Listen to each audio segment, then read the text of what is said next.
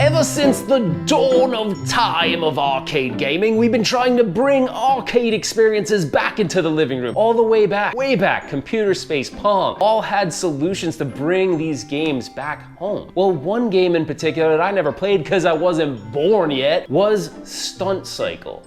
And I came across a really cool at-home experience for Stunt Cycle when I was at Southern Fried Chicken Gaming Expo.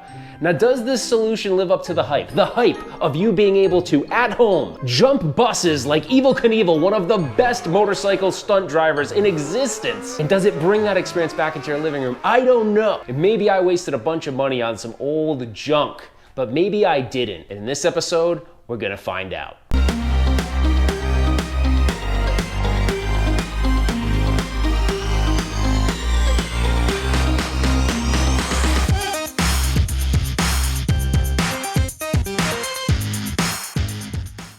Okay, before we get started, let's talk a little bit about the arcade game. So this footage, first off, is from DeLuSioNaL's Arcade, his YouTube channel. So if you don't know who he is, definitely go there and definitely check it out. Now, this is footage he took from Richie Knuckles' Arcade in 2019, where Richie is showing how to play Stunt Cycle.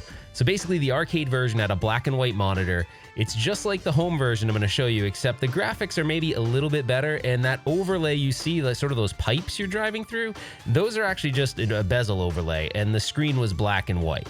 It was a 19-inch screen. You could play one or two players, and it had, handlebars. That's how you worked it, and the right one was your throttle. Now, the game was done in the style of Evel Knievel, that craze of the mid-1970s, so they're just capitalizing on that, like I said, in the introduction. Now, on this one, after you complete 27 buses, that's it. It ends the game. Now, the at-home version, you can go up to 32 buses. I've only got up to 20, so I gotta hone in my skills. So there's a brief overview of the actual arcade game. If you definitely see one of these, you're gonna want to stop and play it. But let's check out the home version and see how it stacks up. Okay, so now that you learned a little bit about the arcade game, what would you have got if you purchased this Stunt Cycle in 1977? This came out a year after the arcade game. So you're gonna get the console itself, and you actually get 4 games included. So you do get Stunt Cycle, you get Motocross, Drag Race, and Enduro, and I'll show you how you access all those games. We're really gonna focus on Stunt Cycle, and this did connect to a color TV. Unfortunately, I didn't have a CRT that I could get filming this correctly because of the refresh rates and the camera I'm using, so I decided to do the LCD. Now, there's one thing you have to know before you turn this on. You still have to have it on channel 3. I was like, why isn't this working? So when you go to turn it on, if you're not on channel 3, it won't turn on, but there you go. And it defaults to, I can't remember which game this is, I think Enduro. So basically you just hit Stunt Cycle, and you'll see as I hit that, it'll go to that game. And it's got a blue screen. And you can see the game, just like I told you, you're trying to jump these buses, and it starts with 8, and then every time you complete it, it's one more bus until, it keeps going. I think it goes up to, I can't remember how many buses it goes up to in total, and this is the control unit, like this is the actual console itself. It's really good build quality. Like, you'd be surprised, this actually looks like they used real grips from like a bicycle or, something like that. So it's got like a nice solid grip. It has a speaker right here. It does not connect to the TV. It just has a video output. And then, it's got like sort of this metal badge here. And then you got your buttons to turn it on. You have a button for difficulty, volume. Like I said, it's got internal volume. And then here are your 4 games. You just press the button for the game you want to play. So I'm just impressed at the overall, design of this, and the fact that they didn't really skimp out. Like, the thing's got a solid weight to it, and it looks like they used, I think there's like a metal bar. I don't think there's plastic to connect these two. So it's pretty nice.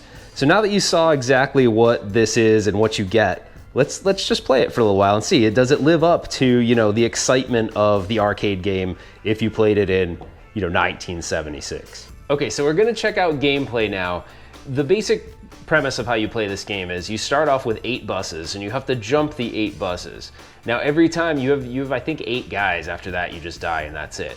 And I think it goes all the way up to 32 buses. I haven't got that far yet, but it's pretty fun. Here, I'll show you. So as you start, you just pull back on the throttle, and you have 3, you have 1 stage first, and then you go to a second one, and then you really got to give it a little bit more throttle because you're trying to clear these 8 buses. Then you kind of let go. That was good. You're trying to land somewhere around here. If you land too far over, you fall. And it's surprisingly a super addicting game. If you go too fast, he'll pop a wheelie and he won't land the...